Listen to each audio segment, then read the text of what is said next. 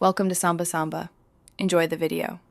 In this video, I will explain how to fix your Volkswagen Golf boot lock. We'll start by identifying common problems and gathering the right tools. Then, we'll go through the process of accessing the lock mechanism, which often involves removing interior trim. Understanding both electrical and mechanical issues is key to a successful repair, so we'll cover both aspects thoroughly. Diagnosing the exact problem is your first critical step. Begin by checking if your central locking system operates correctly on all other doors. Listen carefully for the actuator motor when you try to open the boot. A lack of sound often indicates an electrical fault.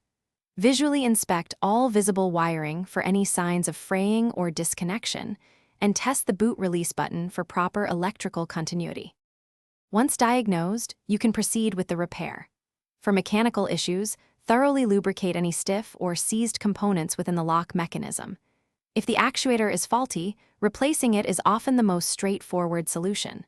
For electrical problems, carefully repair any broken wires using proper connectors and ensure all connections are secure.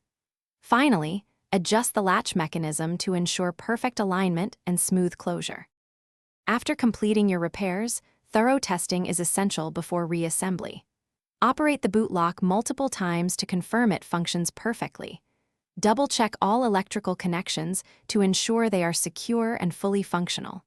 Carefully reinstall all interior trim panels, making sure they are properly seated. Finally, verify that the boot closes and locks securely and reliably every single time you operate it. Thanks for watching. Consider subscribing if we helped you.